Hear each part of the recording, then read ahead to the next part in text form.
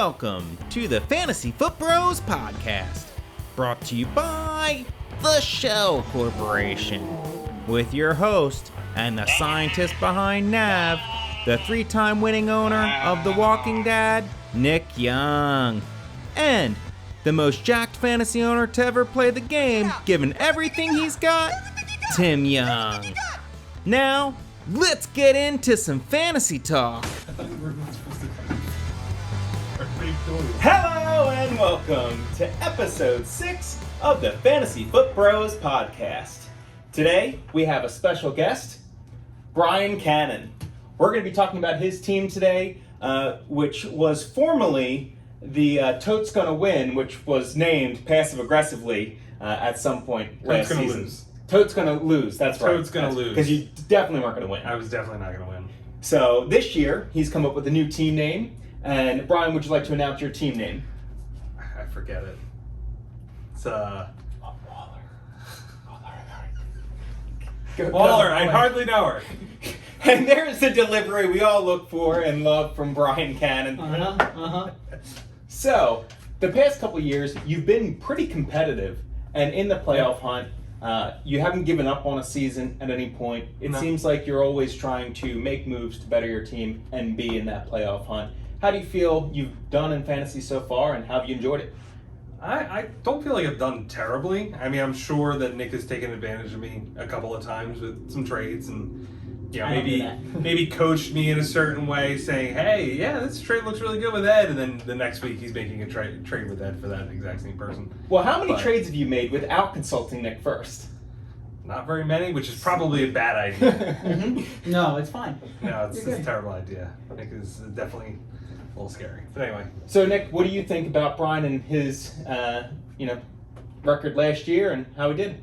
Yeah, I think you moved on some superstar trades a little late in the year. Yeah. That I like the push that you made and players that you acquired, but you waited, I think, maybe 2-3 weeks a little long because you ended up not making the playoffs, right? No, So I kind of just missed that boat. Yep. So I liked where you were headed, but you just did it a little bit the king too of late. the losers. Yep. Yeah. So. Well, That's right. Now, you did, make it through to the. Yeah, and I think you won that championship game in the losers bracket. Yeah. Yep. Hey, good job, bud. Yep. Way to go. You totes gonna lose. So, looking at your roster, this is the first roster that we've had that everyone on your team is someone that's going to be drafted or projected to be drafted in this year's upcoming draft. Okay. Outside of Phillip Rivers, who retired, everyone else is projected to be drafted, which is an impressive roster in and of itself. So the first thing I have for both of you, we're going to play a game. Trade, keep, cut. Okay. All right? You have Kenny Galladay, Okay. Keenan Allen, and DeAndre Swift. Trade, keep, cut. Nick, you can go first. So you're giving me Swift, Galladay, and what was the other one? Keenan Allen. So keep Swift, trade for Allen, and Well, No. what? You're Not trading for away. You trade him away. So which Right, one are you okay. trading away? Trade away. Well, what's the difference in trading? I'll trade away. Well, who you Keenan assign Allen. more value to, basically. Right. And cut Galladay. Okay. Brian? Similar, I would keep Swift, and I would probably trade. I would trade Galladay probably and cut Keenan Allen. See, I would probably try to trade Swift more than Keenan Allen, because I think Keenan Allen's going to have a huge year this year. With Justin Herbert coming into his second year, he's going to blow up as far as yards, targets. I think that's the go-to guy for the Chargers. And Swift, his value is not as high as Keenan Allen, so you're not going to get that value in return. Right. But with There's Swift, there is some interest because he has some long-term keeper value. But also, you don't know what his situation is going to be like with Jamal Williams there. Yeah, so Jamal Williams in the picture definitely hurts his value a little, but the Lions are going to be so bad this year. They're going to be playing from behind most every game, and DeAndre Swift is the one that you want in that kind of situation. He's going to be more of the pass catching back, and more of the third and long back that's going to be in there. I would feel pretty comfortable with DeAndre Swift even on a bad offense like the Lions this year. So why would you keep him over Keenan Allen? Because I prefer the long-term value of DeAndre Swift. DeAndre Swift has a ton of talent there, and I'm pretty sure that Jamal Williams isn't going to be there forever. Okay. Keenan Allen's 28. I think he'll be turning 29 this year. And yeah, I fully anticipate a great season from him here, but how much longer? Yeah. So Brian, let me ask you about your QB situation. You had It's pretty terrible. you had Tom Brady and Matt Ryan, who both put up some decent numbers. I mean, both high passing quarterbacks. Yeah. So for this year, are either of them quarterbacks that you think you'd target? And if so, which one do you think is going to have a better value? Brady's projected to be around a 4th round pick, while Matt Ryan's a 6th round pick. What's his keeper value? Do you have that on there for Matt Ryan? Matt Ryan would be a 2nd round keeper, and Brady would be a 1st. So I don't think either would be keeper options. Yeah. But as far as people targeting in the draft, you had them on your roster last year. I think- would you target them again? I would probably target Matt Ryan. Honestly, I don't know what Tom Brady's situation is going to really be like. I feel like he was pretty consistent throughout the year, but there was also times where I was questioning having him on my team. I'd rather a different QB. I feel like Matt Ryan was a bit more consistent for me. What do you think between the two? Who do you think is going to end higher at the end of the year? Tough call. I'll go with Brady. Yeah, I like as he was in that Bruce Arians offense longer. They seemed to put it all together as the season went on. I do believe that he's going to have another stupidly great year for no good reason. And Matt Ryan, I see as on the downslide there. Not many people would put up better numbers losing Julio Jones. Now Kyle Pitts coming into the offense, that's great. But they don't have much of a run game. They don't have much beyond Calvin Ridley in the receiving core there. So Brady's in a better situation, and he's been historically a better quarterback. I'd be more comfortable drafting Brady. Now, talking about Brady and a running back on your team, Ronald Jones, who you had, he was kind of inconsistent because of the split time with Leonard Fournette. Yeah. Leonard Fournette came in, and it seemed like he wasn't taking it on a huge role until it came to week 16 on. Leonard Fournette was a super bad draft pick early on. Terrible. That was an awful, Terrible. awful pick. Yeah. So for this year, do you project Leonard Fournette as going, keeping the playoff Lenny, and taking a bulk of those attempts? I don't. So you think Ronald Jones is going to be on the back burner, not doing too much? I don't think that Lenny's going to be playoff Lenny. Oh, okay. Yeah, I think this is Rojo season. Okay. Rojo. So are you going to draft Leonard Fournette again? No. Okay. So he's off the table for you. 100% off the table for me. So talking about some keepers on your team, I know you were asking Nick about the NAV score beforehand, and Nick's been very secretive about the NAV. Highly protected information. So Yeah. I want to ask you, who do you think on your team has the highest NAV score? Waller. Waller. Would he be right with Waller? You would be right with Waller. I think that's a guaranteed keeper. I think he's going to have an incredible year. Ended at tight end 2 last year, and some of the games that he put up for you were just ridiculous. Yeah. The stat line. Yeah. So he's a target machine. That's where I think is a guaranteed keeper. Especially for the value where he's at. He's good. Yeah, he currently ranks 4th on the NAV score overall in the league. He's What's the his fourth- official fourth number? most fourth most valuable. It's tough string words. His number is 246. Okay. What would you say the highest was? Did you announce what the highest number Yes, was I think yet? at the time it was about 308, and that's actually gone up a bit. That the highest is 315 right now. Interesting. So Waller is definitely a keeper for you. Yeah. I don't think there's any argument there. Now, going into the second keeper option, there's a little bit of debate here, I think. Yeah, definitely a debate between 2 other guys, and there's an argument for some others in there too. Yeah.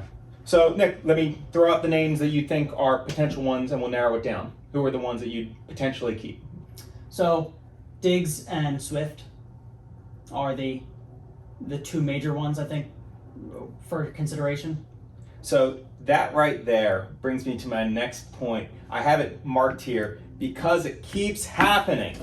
Aaron Jones keeps getting disrespected across the board. Disrespect? Aaron Jones is kept at a second round. Mm-hmm. He has done better than Saquon Barkley and Ezekiel Elliott each of the last 2 years, and for some reason, he's still pushed behind them, falling in the second round as an ADP. I don't understand it. He's a receiving back. Mm-hmm. He catches 75% of everything thrown his way. Aaron Rodgers is coming back. I can't keep this on the table. Aaron Rodgers is coming back. He lost Jamal Williams. A.J. Dillon is there, which he's going to be a nice, offset kind of back. But Aaron Jones deserves to be a first-round pick, probably above Saquon Barkley and Ezekiel Elliott. How is he not even an option as a keeper at the second round for you? He's an option, but his current ADP is probably not as reflective as his true talent. That very well may end up rising. His current ADP places him somewhere in the middle of round 2. So being able to keep him in the second round is just at value. It's not bad. It's great that you lock him down and you guarantee Aaron Jones, but it's not as valuable as the other guys. I do think that as cheat sheets catch up to Aaron Rodgers being on the field in camp and being a part of the offense, that you'll see Aaron Jones rise up a bit, particularly if good news doesn't start coming out for Barkley. So far, things have been negative there. If Dak's shoulder is a little worse, it's entirely possible that by the time that we draft, Aaron Jones is being drafted somewhere around 6th, 7th, 8th overall off the board, and he would return a value, and my NAV score would be out of date. Where it stands now, it's not. So what's his NAV score right now? 11. Okay, so still on the positive end. So I know you put him on the trade block about 2 weeks ago. I put Kyler Murray on the trade block, and I was working with another owner who I will not name, but I was asking for a 9th round pick in return and an 11th round pick. So looking to deal Aaron Jones, because I think it is a smart move for someone to lock in an RB1 at that second round draft pick, especially if you have a late second round draft pick. Right. What would you be looking to get in return for Aaron Jones? That's a tough call. I mean, I honestly would probably want maybe a 7th or 8th back in return. If we're just trading him for a pick in return, I don't need another player. That's probably what I would value him at, or maybe something a little lower for next year. Yeah, so I think that's definitely a good value. Yeah, I think that's fair, considering somebody has to spend their second round pick. Right. They have to eliminate another keeper option from their team. So, hell, I'm kind of reevaluating. I'm about to make a deal right on camera here. That would be a first, the wheels too. are turning. It would be. I'm very tempted to do that. I think Aaron Jones would be an excellent keeper. 24 hours later.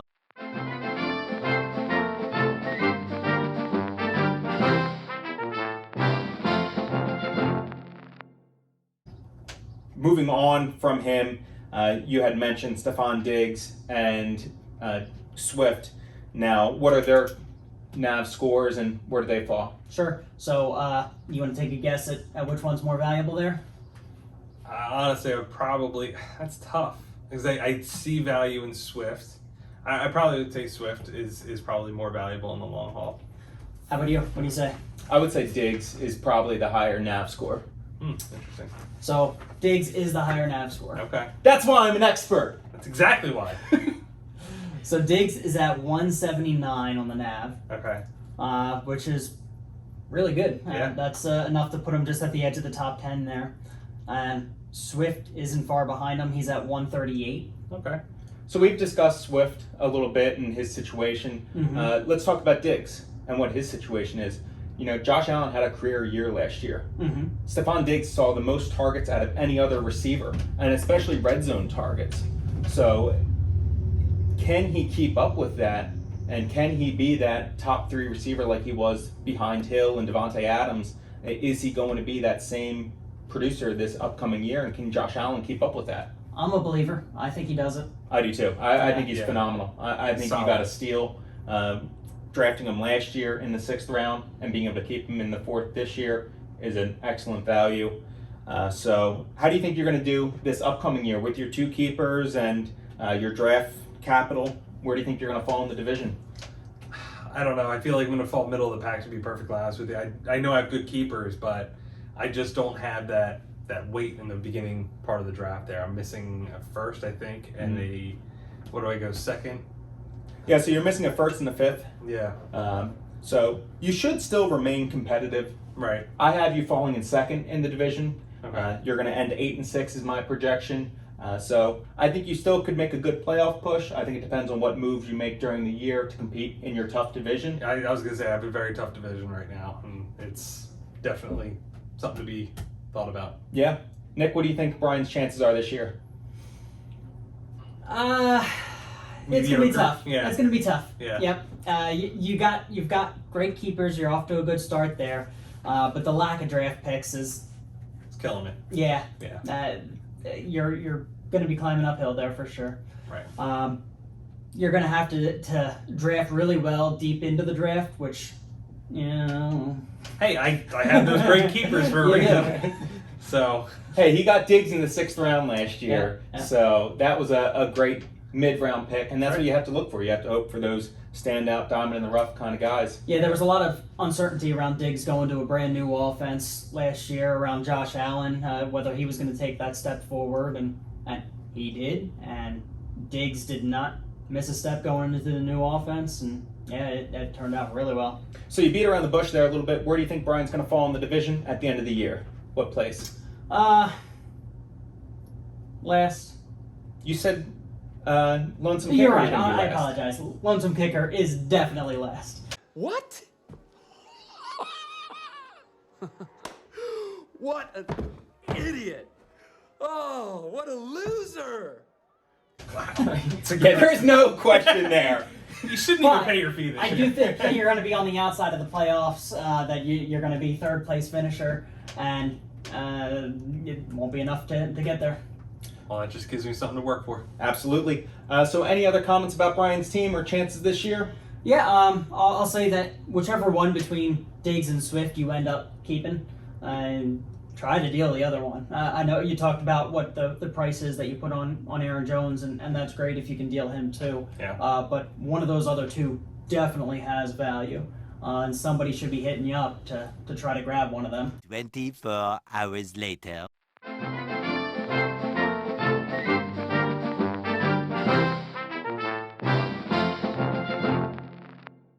Yeah, and hopefully I can deal Jones for maybe a little bit more before this podcast comes out. That way they don't know what I actually assign value to him. Yeah, absolutely. We'll try and wheel and deal before this gets released. Brian, any other final comments before we get going here? No, that was it. Well, hey, thanks for joining us today. And hey, Waller? I hardly know her. see you later.